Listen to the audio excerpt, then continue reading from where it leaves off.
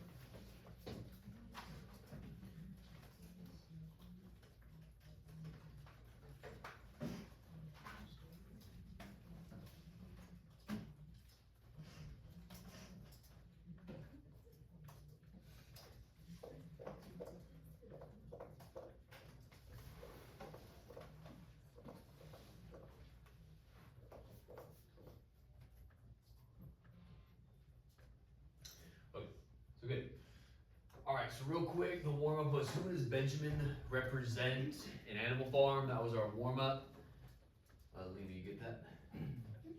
Get the answer to the warm up.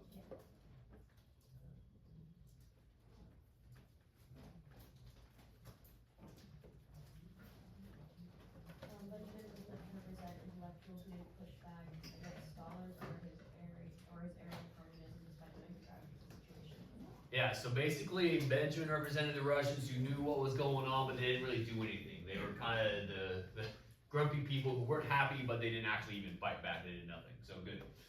Hey, so here's our plan.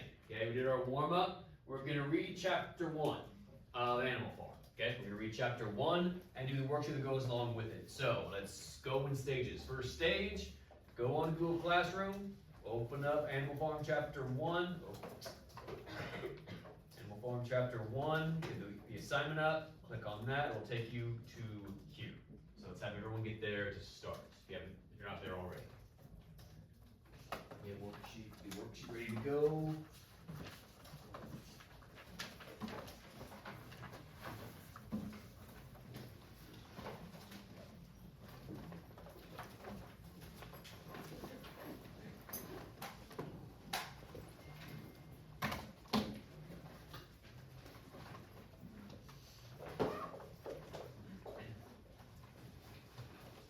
Okay, good. All right, stage number 2. Was anyone not here on Monday and does not have a copy of the book? Raise your hand. 1, 2. It's 2 of you. Okay, good. So,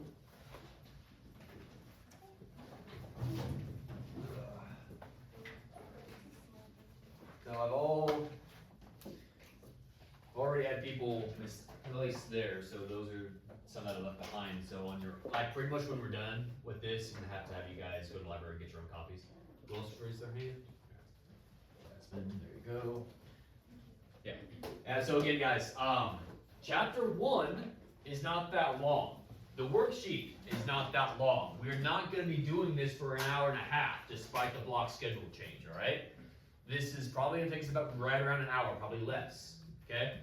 Pretty much going to take like a normal class day. This is a normal class day, and afterwards you get your freedom. Yeah. So we need to get through this. Now, to make things go a bit more smooth, I'm going to offer the opportunity to work with someone. So at this time, you can move around and work with someone, or you can go solo. So again, pig, pair, individual, group. Okay. So let's take a minute to do that. All right. So get with your group or stay where you are. Do whatever you want.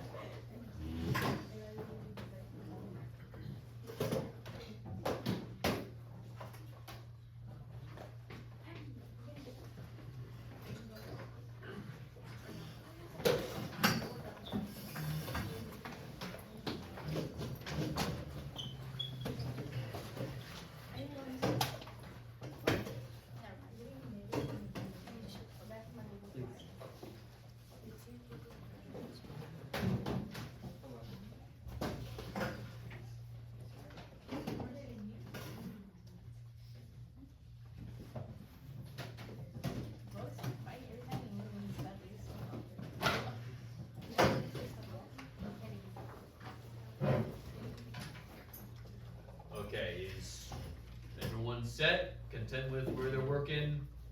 Okay. So here's how this is gonna work. Just like we read the Hunger Games, we're gonna read a portion of the book and answer one question at a time, breaking things up, right?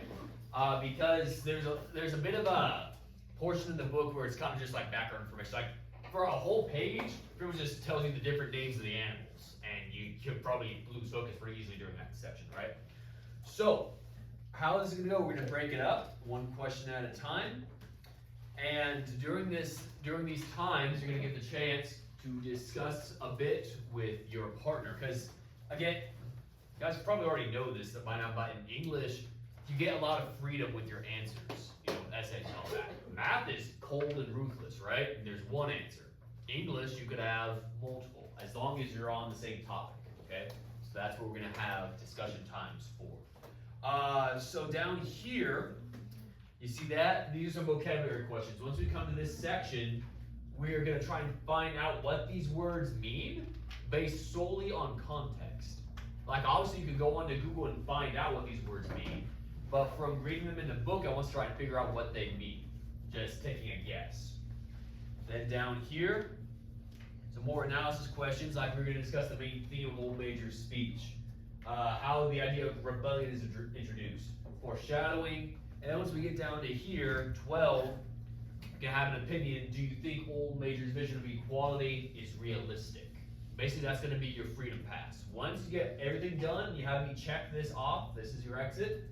Then you get your freedom to do whatever you want. Okay, within reason. Okay. So this is the plan. Now, does anyone have any questions or concerns before we get started?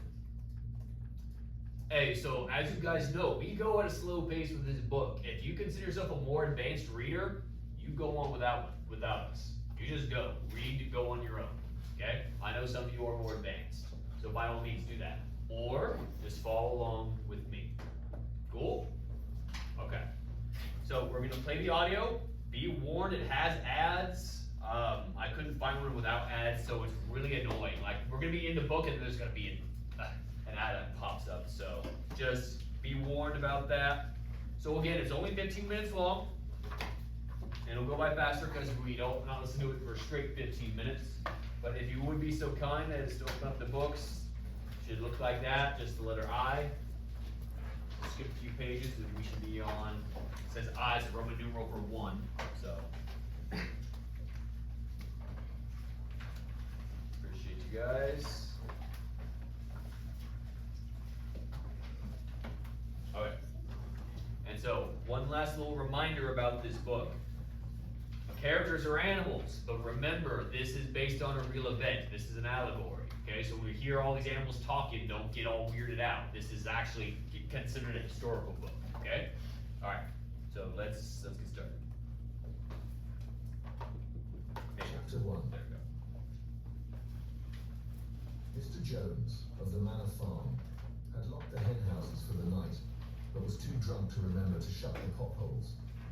With the ring of light from his lantern dancing from side to side, he lurched across the yard, kicked off his boots at the back door, drew himself a last glass of beer from the barrel in the scullery, and made his way up to bed, where Mrs. Jones was already snoring.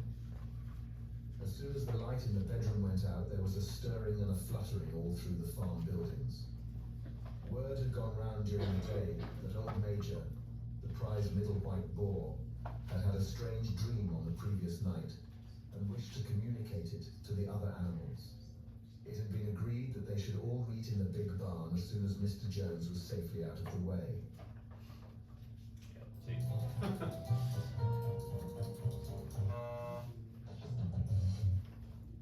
Old Major, so he was always called, though the name under which he had been exhibited was Willingdon Beauty, was so highly regarded on the farm that everyone was quite ready to lose an hour's sleep in order to hear what he had to say. At one end of the big barn, on a sort of raised platform, Major was already ensconced on his bed of straw, under a lantern which hung from a beam. He was 12 years old and had lately grown rather stout, but he was still a majestic-looking pig, with a wise and benevolent appearance in spite of the fact that his tushes had never been cut. All right, so just right there, we're gonna make our first stop. So question number 1 is not a trick question. It says, who is Old Major and what is his role on the farm? First part is pretty simple. Who is Old Major? Tell me who he is, like a little description. And again, don't just write one word. It's supposed to be a sentence. Here is where you need to make an inference. It says, what is his role on the farm? It didn't say, did it? Take a guess. Based on context clues. We know he's described as wise, right? And we know late at night, the entire farm is coming to hear what he has to say. So based on that, what role do you think he has? Or like, what kind of position do you think he has? Take a guess, make an inference, okay? Let's take, we'll start with a minute. If we need longer, we'll give you more time. And you can talk this out if you get lost, you're not quite sure.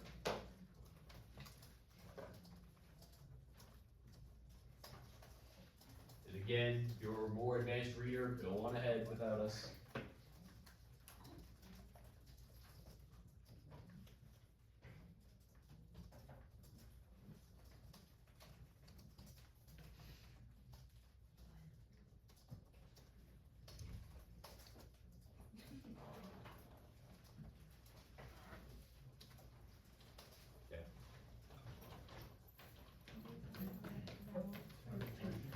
Oh, charger? Yeah, I got you.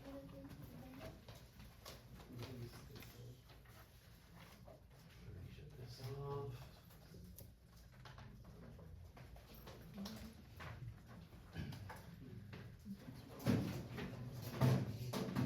No. No, my. I was going to ask and she said, no, I'm not doing that. Bro, there's Taro for me. I said Taro. Pick on you guys.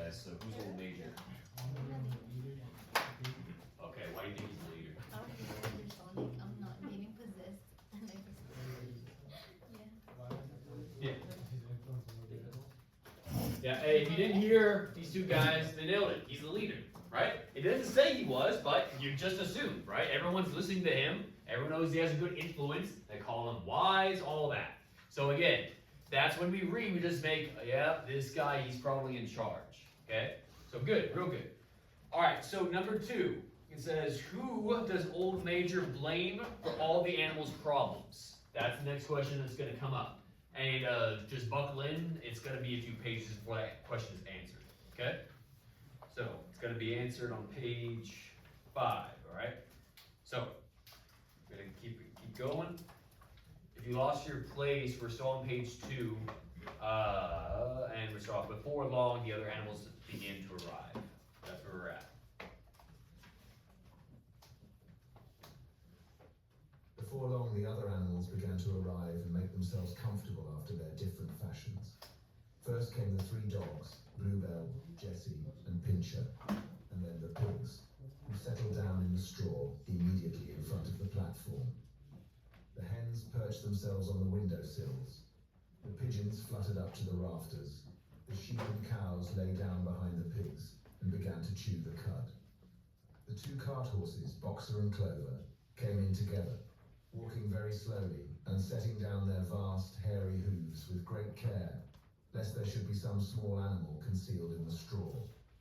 Clover was a stout, motherly mare approaching middle life, who had never quite got her figure back after her 4th foal.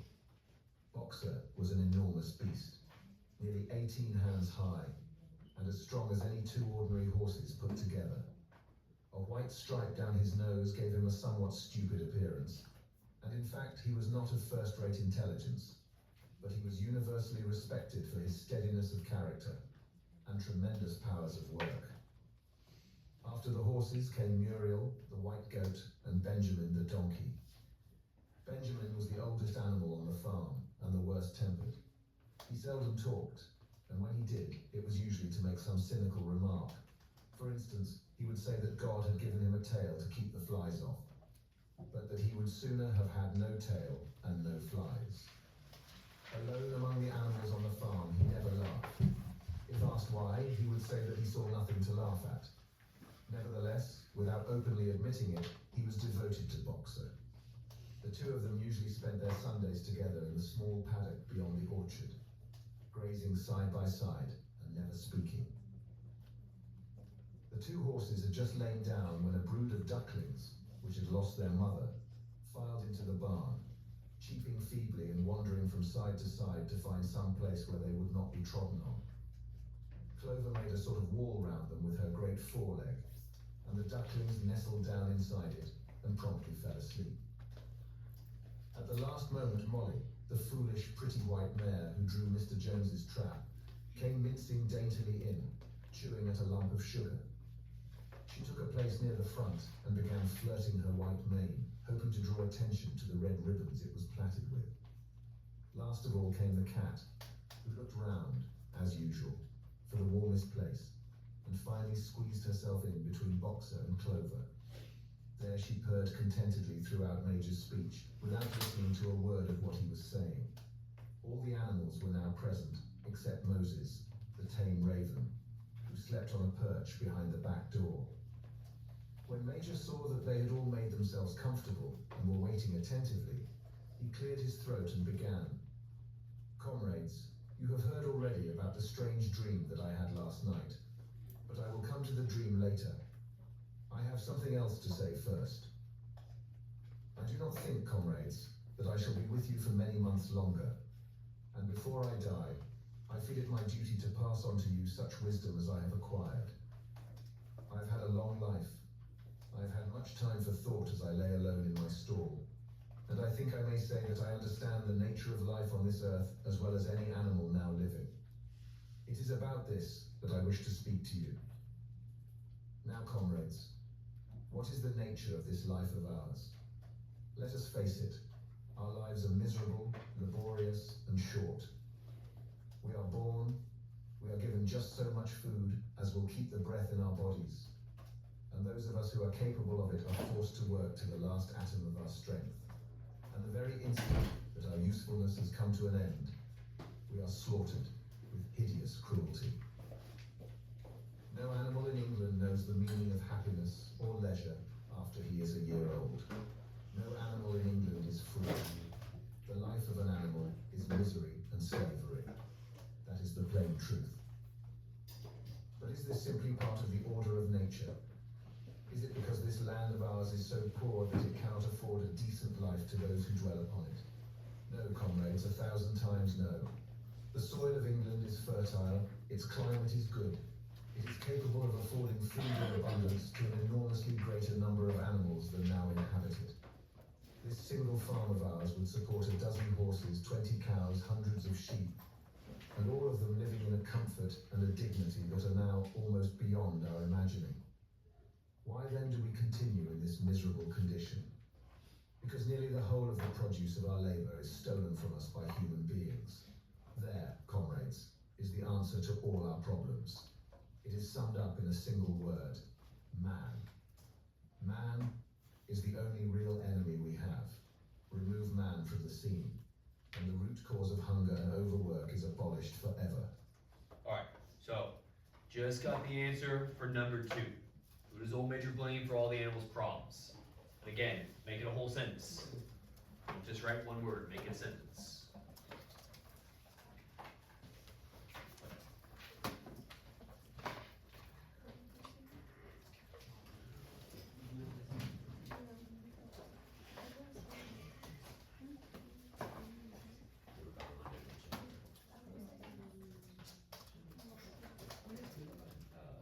This is just a bar, apparently get your own later. That's done properly.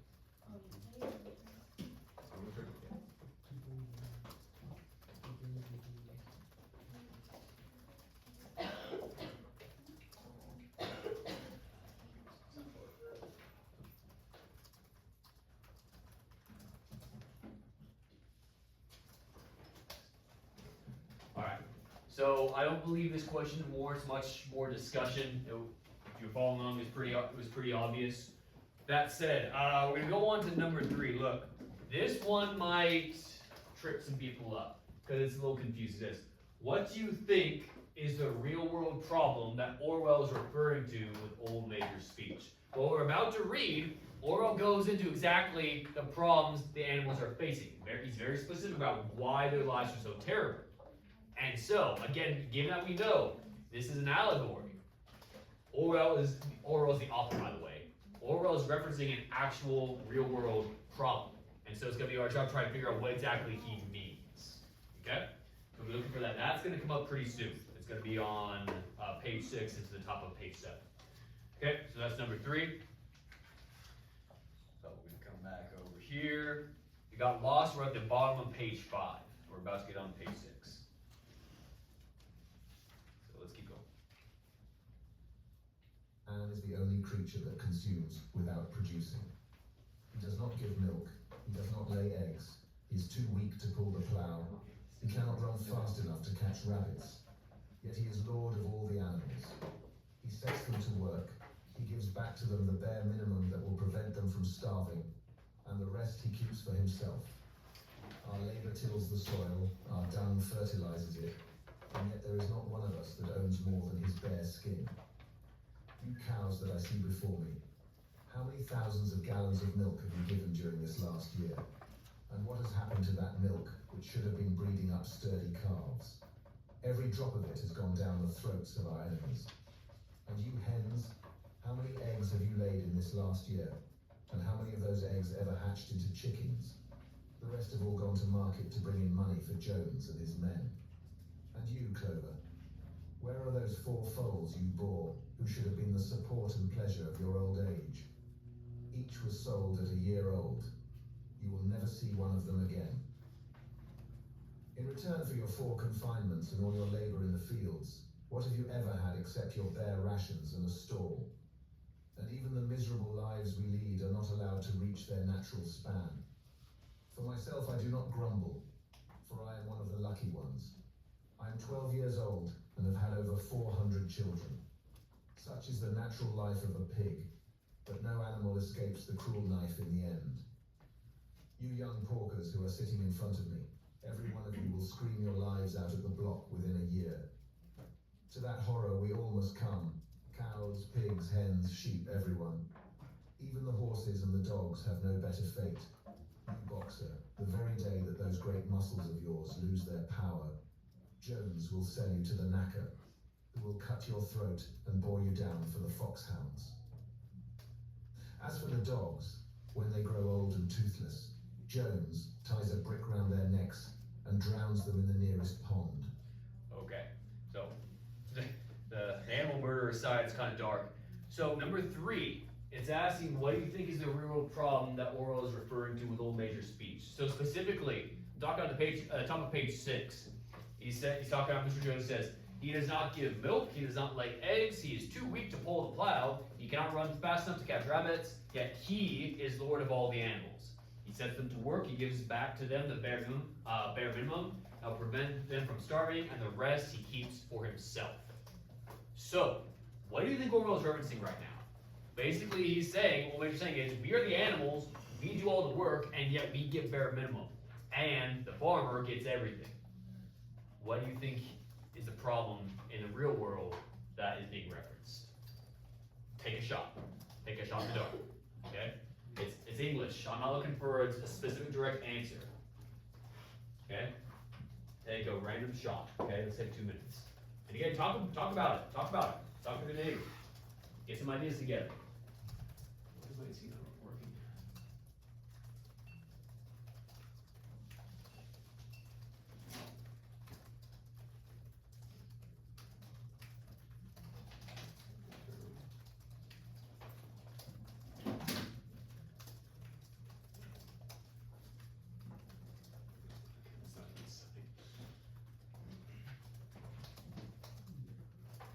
So again, guys, if you have no idea, talk about it. Bounce some ideas off of each other. You don't need to be solo on this. And I realize the AC may not be working. I'm going to give it some time. If it doesn't work, I'll just open up the door.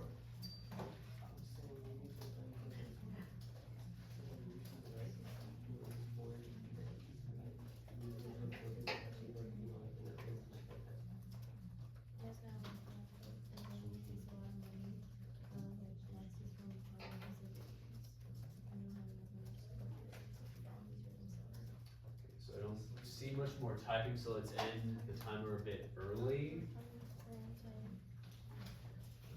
You can get something? I got 7 out of 6. What'd you write?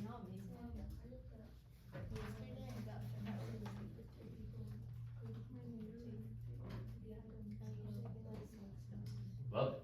So if you didn't hear her, she said the real problem is greedy people, right? Basically, they take things from the working class. And that's pretty much it, right? Because again, this isn't directly slavery, although they make reference to slavery, but keep in mind they said they still get some bare minimum. So what's being discussed here is the troubles of the working class. Like, for example, a car dealership, yeah? That dealership is worthless without the mechanics, right? The mechanics who build the cars, but yet they get paid a lot less than the salesmen and people who own the dealership, right? And so what Major's saying here, that's not fair. We're the ones doing all the work, okay? And that was, again, the plight of the Russian Revolution. That's how it got started. The working class got tired of everything they made going to the Tsar, the king. So again, that is the real world problem that Orwell is referring to with Old Major's speech, okay? So yeah, that's good. So number 4 is, what dream does Old Major share with the other animals? Okay? What dream does Old Major share with the other animals? So how that's going to go, it's going to be in 2 pages. And when he brings up the dream, it's going to be a song. Basically, once we get to the song, your job is going to be trying to figure out, okay, what is that song trying to say? What is this dream? What does Old Major want to see happen? Okay? Hey, just like that, we're over halfway done with these. Or actually, you know what? We're going to switch things up a bit. So we're going to listen to one sentence and then answer number 7. So bear with me. Is it not crystal clear then, comrades, that all the evils of this life of ours spring from the tyranny of human beings? Okay, so stopping right there. Number 7, we just read that. Is it not crystal clear then, comrades, that all the evils let's talk about are spring from the tyranny of human beings. Now, I want to try to figure out what tyranny means, what that word means. Has anyone ever heard of the word tyrant before? You heard of tyrant? Comes from that, same thing, okay? So, we know that tyrant and tyranny is a negative word, right? Because he's using it to describe the human beings. So we know it's negative, we know it's an insult. So based on the context of this, what do you guys think tyranny means? Again, looking it up, I don't care about that. Okay, I want your own words. What you think tyranny might mean. Okay, take a guess. Same thing, shot in the dark. Take a guess. Give it a minute.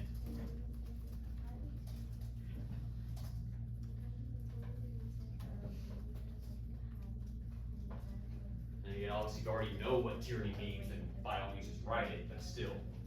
If you don't know what tyranny means, guess.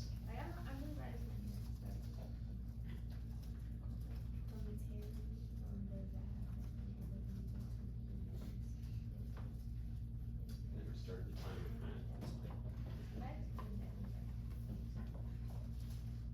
Yeah. I think I have another one. Let me check.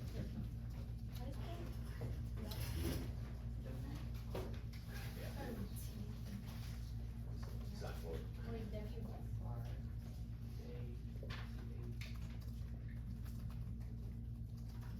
Yeah. Alright. So, you three, what do you guys think tyranny means? Say it. Mercy or control? Yeah. Okay, so I like controlling. It's not like that. Why do you say mercy though? Because it says like, what's the point? It's on your document. Yeah. So page 7. Oh yeah, down here.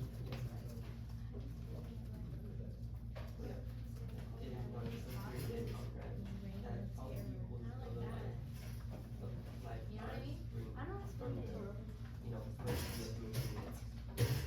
Some don't take on their brains over and half of that, I don't mind that thought process at all. That's good thinking. He's like, no. But I didn't say that, but you got controlling. I like that. I like that. Aaron, what did you get? What do you think?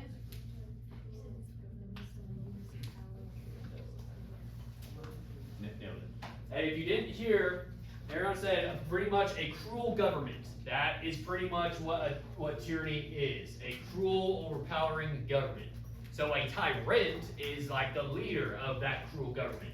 He's a tyrant, as in he has complete control over everything. Okay? And he's cruel, he's oppressive, he's evil, right? That's what a tyrant is, okay? And so that Joel Major is comparing human beings to tyrants, tyranny, okay? Alright. Where did I put my book? It's over there. Okay. We're gonna answer Comrade in a second. Let's see. So let's read a little bit more, and then we'll go over what Comrade is. So we're still on page 7 with only get rid of man. When we get rid of man, and the produce of our labour will be our own. Almost overnight, we could become rich and free. What then must we do? Why? Work night and day, body and soul, for overthrow of the human race. That is my message to you, comrades. Rebellion. I do not know when that rebellion will come. It might be in a week or in 100 years. But I know, as surely as I see this straw beneath my feet, that sooner or later, justice will be done. Fix your eyes on that, comrades, throughout the short remainder of your lives. And above all, pass on this message of mine to those who come after you, so that future generations shall carry on the struggle until it is victorious. Remember, comrades, your resolution must never falter. No argument must lead you astray. Never listen when they tell you that man and the animals have a common interest, that the prosperity of the one is the prosperity of the others. It is all lies. Man serves the interests of no creature except himself. And among us animals let there be perfect unity, perfect comradeship in the struggle. All men are enemies. All animals are comrades. At this moment, there was a tremendous uproar. While Major was speaking, 4 large rats had crept out of their holes and were sitting on their hindquarters, listening to him. The dogs had suddenly caught sight of them, and it was only by a swift dash for their holes that the rats saved their lives. Major raised his trotter for silence. Comrades, he said, here is a point that must be settled. The wild creatures, such as rats and rabbits, are they our friends or our enemies? Let us put it to the vote. I propose this question to the meeting. Are rats comrades? Okay, so stop right there. So let's answer the second vocabulary question. You guys are probably going to get sick of hearing that word. They say comrade so much in this book. It's over and over again. So, what does comrade mean, you think? That's the next one. Take a guess. What do you think comrade means? Again, context. We know it's positive, because he just said all animals are comrades. So it said all human beings are evil, all animals are comrades. So we know comrade is a positive thing. So what do you think it might mean? Take a guess. Give a minute. I don't have it.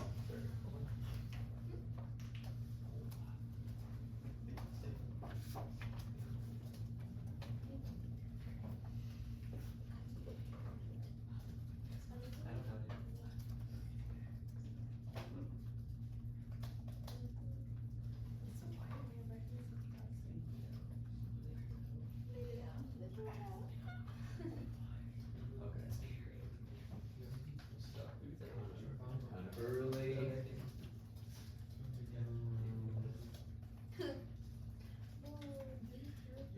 What do you think a comrade is? Partner. That's good. That's a good thought. I'll take that. What do you think comrade is? Friend or a teammate. Okay, that's good. So I heard partner, friend, teammate. Did anyone write something else? Or what a comrade is? Say again? Ally. I like that one. Ally. So pretty much what a comrade is, the official definition is basically a friend or an ally with the same goal. Basically, they all have that same purpose, common goal that they're working towards. So like if you were on a sports team, you would be comrades. Your goal is to win, obviously. Okay? So your teammates would be your comrades. Your friend group, you guys wanted to plan out a way to mess with someone. You all had your goal to like get revenge, right? You would be comrades in that sense. Okay? Good. All right, hey, we're done with vocabulary. We just have to take care of the dream. That's coming up really soon, okay? So number 4, what dream does Old Major share with the other animals? Vote was taken at once, and it was agreed by an overwhelming majority that rats were comrades. There were only 4 dissentients, the 3 dogs and the cat, who was afterwards discovered to have voted on both sides. Major continued. I have little more to say. I merely repeat, remember always your duty of enmity towards man and all his ways. Whatever goes upon 2 legs is an enemy. Whatever goes upon 4 legs, or has wings, is a friend. And remember also that in fighting against man, we must not come to resemble him. Even when you have conquered him, do not adopt his vices.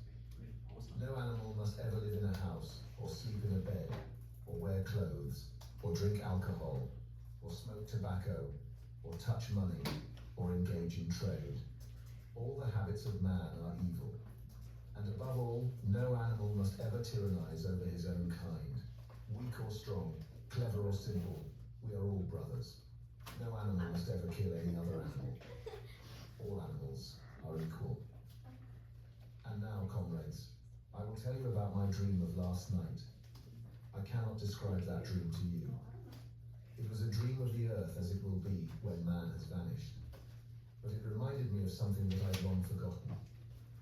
Many years ago, when I was a little pig, my mother and the other sows used to sing an old song of which they knew only the tune and the first 3 words. I'd known that tune in my infancy, but it had long since passed out of my mind. Last night, however, it came back to me in my dream. And what is more, the words of the song also came back, words, I am certain, which were sung by the animals of long ago and have been lost to memory for generations. I will sing you that song now, comrades. I am old, and my voice is hoarse.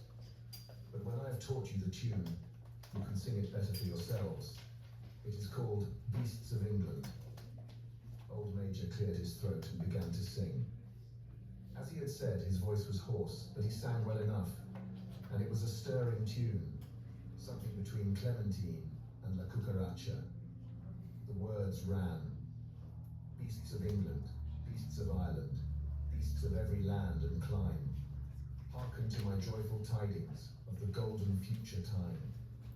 Soon or late the day is coming, tyrant man shall be o'erthrown, and the fruitful fields of England shall be trod by beasts alone. Rings shall vanish from our noses, and the harness from our back, bit and spur shall rust forever, cruel whips no more shall crack, riches more than mind can picture, wheat and barley, oats and hay, clover, beans and mangel wurzels, shall be ours upon that day. Bright will shine the fields of England, purer shall its waters be, sweeter yet shall blow its breezes, on the day that sets us free. For that day we all must labour, though we die before it break. Cows and horses, geese and turkeys, all must toil for freedom's sake. Beasts of England, beasts of Ireland, beasts of every land and clime, hearken well and spread my tidings of the golden future time. Alright, so obviously his dream is the song, right? That's what he was saying. The words of the song came back to me in my dream. So obviously you'd write the song. But specifically, what is that dream? As in, what is the song trying to say? What is Old Major hoping to see happen for the animals? What is the song about? Okay? What is the song about? That's for number 4, okay? So if you got lost again, just start on page 9, go to page 10, and read the song over. Try to figure out what he wants to see happen. What is the dream for the animals?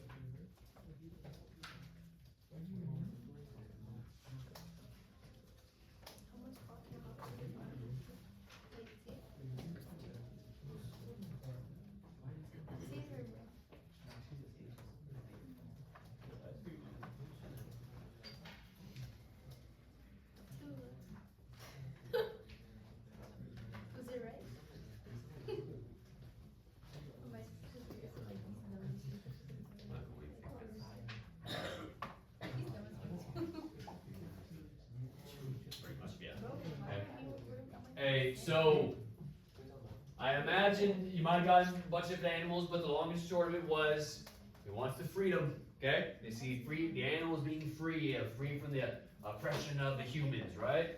Okay, so we have 2 questions left, 5 and 6, and that's going to be answered. They both will be answered pretty soon. Okay, we only have page 10 and 11, and then the reading's done. Okay, so stick with it. We're almost done. Detonations with action. Free yourself and focus on innovative new projects and spend less. The singing of this song threw the animals into the wildest excitement. Almost before Major had reached the end, they had begun singing it for themselves. Even the stupidest of them had already picked up the tune and a few of the words, and as for the clever ones, such as the pigs and dogs, they had the entire song by heart within a few minutes. And then, after a few preliminary tries, the whole farm burst out into Beasts of England in tremendous unison. The cows lowed it, the dogs whined it, the sheep bleated it, the horses whinnied it, the ducks quacked it. They were so delighted with the song that they sang it right through 5 times in succession, and might have continued singing it all night if they had not been interrupted. Unfortunately, the uproar awoke Mr. Jones, who sprang out of bed, making sure that there was a fox in the yard. He seized the gun which always stood in a corner of his bedroom and let fly a charge of number 6 shot into the darkness. The pellets buried themselves in the wall of the barn and the meeting broke up hurriedly. Everyone fled to his own sleeping place. The birds jumped onto their perches, the animals settled down in the straw, and the whole farm was asleep in a moment. Alright, just like that. Over. Okay. So 5, again, gonna be pretty straightforward. How do the animals react to an old major's speech? Again, just gonna add some emotion to it. How are they feeling right now? Okay? So that one's pretty straightforward. How do the animals react to old major's speech? And number 6 is an opinion question. What makes old major's words so appealing? Guys, this is what we've all been leading to all semester, okay? We've been talking about rhetoric, right? How words can be used to move people. Obviously, right now, old major's words moved the animals. Why do you think they worked? Okay? What about old major's speech got the animals all pumped up, right? So, take 2 minutes to figure that out. Again, talk amongst yourselves. If you have no idea, let me know. I can point you in the right direction.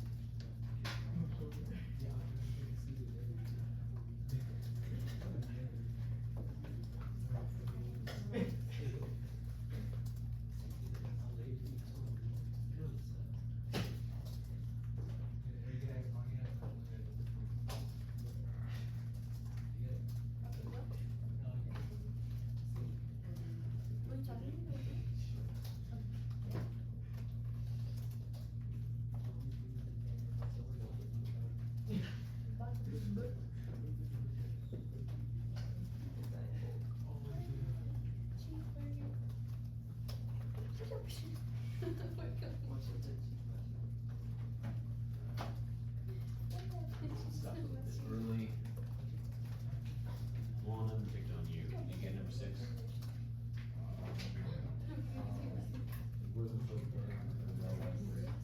I'll take that. One, what you read. Number 5 was she was Yeah.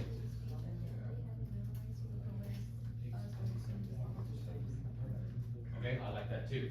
Yeah, hey, so guys, for number 6, I heard some good responses. Jordan said he talked about their freedom, right? Positive reinforcement. Juan said he brought about their suffering, so negative reinforcement. And so that's what kind of made both. Old Major, what made the speech so good was he talked about both. Like, hey, we had to live terrible lives, but we could have good lives. Again, he gave both the positives and the negatives. That's what a good speech does, okay? All right, so we should all be caught up from right there. We're gonna scroll down to number 9. Now, we kind of already talked about this, so it shouldn't be too difficult, but it is, what is the main message of Old Major's speech? Basically, what was the main point Old Major wanted to get across to the animals? Again, we've kind of already written stuff about it, so it shouldn't be too difficult, but what is the main message of Old Major's speech? What is the theme of this chapter, so to speak? Look back to what you wrote about his dream. Look back to kind of what they were going through, the situation. What is the theme?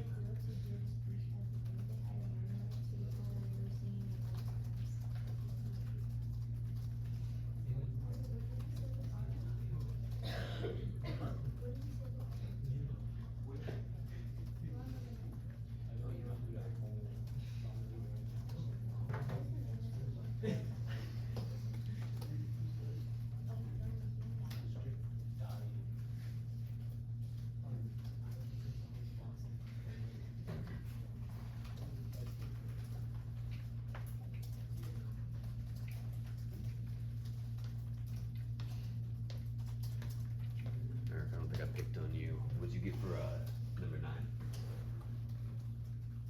Yeah, right there. That's a good one. Yeah. So, what Eric wrote was that animals have to rebel against the humans to get their freedom and equality, right? So, the main theme could be summarized as rebellion, right? He wants to see a rebellion. Again, that was the Russian Revolution too, okay? The peasants rebelling against the Tsar and the ruling class, okay? So that is the theme. Now, going off of that, that's what number 10 is about. How does Orwell use Old Major's speech to introduce the idea of rebellion? and underneath it says explain with a reference to a specific part of the speech. So for this, I just want you to go back into the book and find a specific quote that talks about rebellion, that brings it up the first time. And I'm going to do you a solid. I'll point you in the right direction. If I can find myself. Yeah. Hey, you'll find it on page 7. Go to page 7. You'll find a good quote there.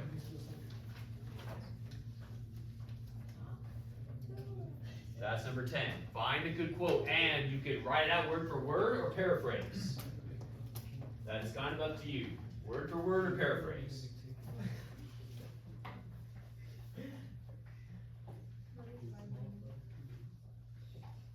That's good.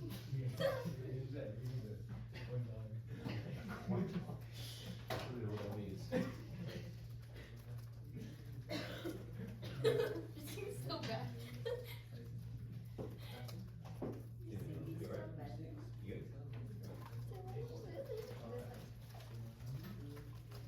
You said hawk too?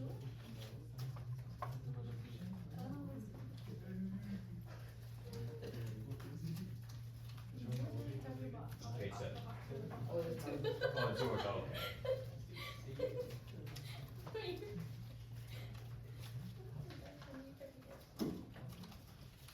Alright. So hopefully you found a good quote. Again, that's not going to need much elaboration. Hey, so we have 2 more. 11. So foreshadowing. If you're not sure what foreshadowing means, the best description I can think of it is if you've ever seen one of those old superhero movies with like a teaser at the end of like the next movie, that's foreshadowing. Basically an event that is giving you a teaser on what's about to happen. Again, foreshadowing. Okay? Like, what is about to happen? So at the end of the chapter, Job fires a shotgun into the air, the animal is scattered. Basically, I want you guys to make a prediction for what's about to happen in the story. And again, the obvious answer is the animals are going to rebel. No duh. But give me specifics. Give me specifics. So like, the animals are going to rebel. How are they going to do it? Are they just going to all swarm the humans and, eat them? Or do you think they're going to get guns themselves? I don't know. But just make a prediction how you think the animals are going to rebel. Okay? Again, you can't mess this up. You're just guessing. You're making a prediction how the animals will rebel. You are making a prediction.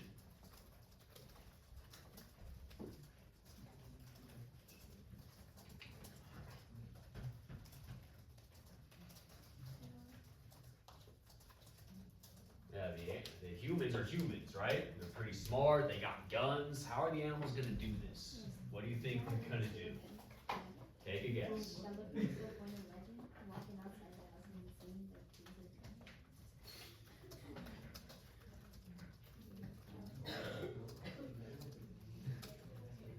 Bro, that's doing what you want to do.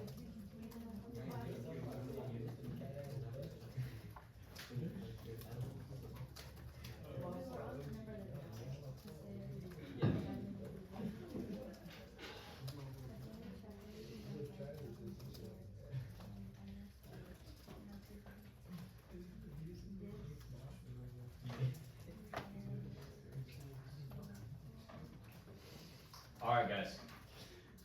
So, got your prediction down. We have one last thing. And once you get this done, let me come check it, and then you have your freedom. We got like 30 minutes left. It says, do you think old nature's vision of equality is realistic? Why or why not? So again, we're not strictly speaking just for the animals, because obviously it's not realistic. A bunch of animals to have equality and rule a farm, right? That's not reality. What he's speaking of right now, again, in the real world, okay, basically equality across the board, right? Do you think, or as you're talking about, could happen? Do you think it is a realistic possibility? And, again, opinion. Take a guess. Based on what you've read today, your thoughts on it. Do you think it's realistic? Once you're done with that, let me check it, then you're done. Then you are free, and you get to submit it. Also raise your hand if you missed one of the questions, and I'll help guide you on the others. Missed number 6? That's all you. Basically just what we've read.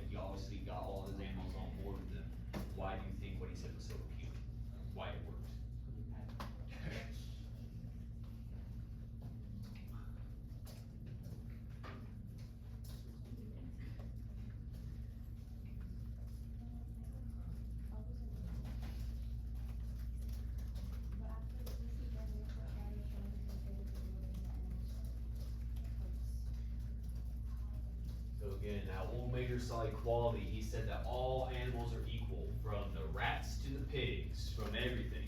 Doesn't matter how smart or stupid you are, everyone's equal. Do you think that is realistic? Yeah.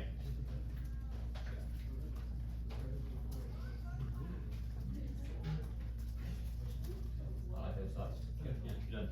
Let's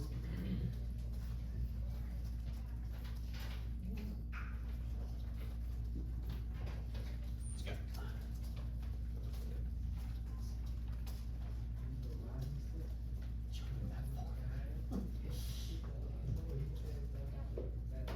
Bro, what's up with nonsense that you Okay, so, like it, that's good, but now also, in the real world too, is equality, do you think that's realistic as well? Yeah.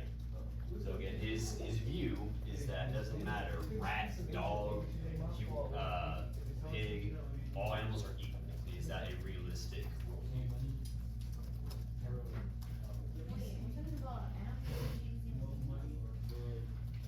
That in relation to the real world. So again, like, obviously, these bunch of animals taking over for a farm is not realistic, right? But this idea is going off of real world events of what the Russians fought was that. So again, they're saying like rats and pigs are all equal. That translates to the working class, the doctors, kings, they're all equal as well. Is that realistic? Could that happen? And that's, well, totally your opinion. Yeah. Okay, yeah, just a minute.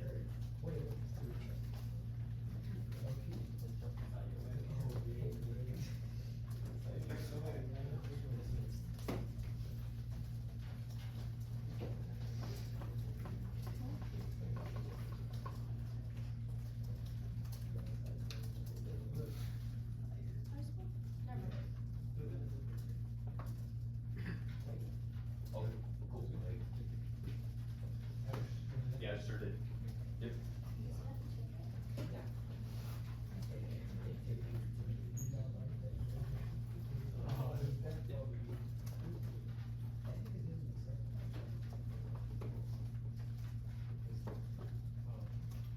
Yeah, good. Yeah. Both.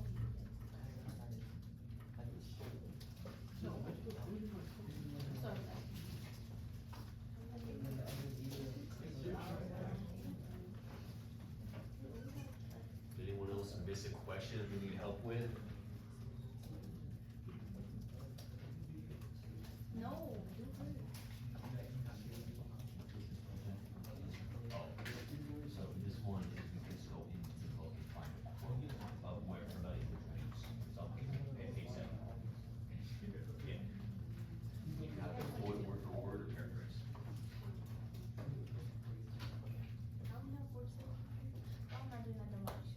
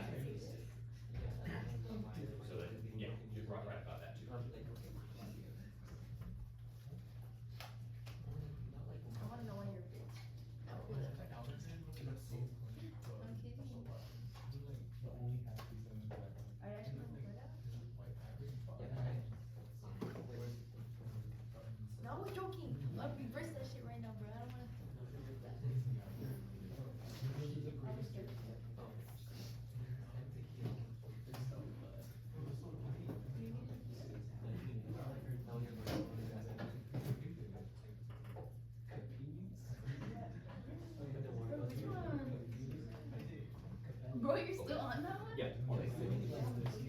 Bro, just put up there. Say that animals are animals, they're all different. Nobody's talking about animals, he's talking about He said in the comments of real life. Yes, and also the book Sabrina. Oh my god, I didn't put anything about the book. Yeah, bro, I'm just gonna shove my finger up your nose, bro. Your comment was just funny, that's why I said leave it. Rusty, it was wrong. Okay, let me get I said, I think for all major people,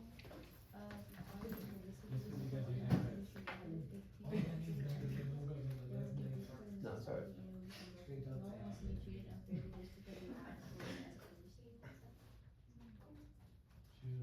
Real good. Like it. Yes. Copy paste. My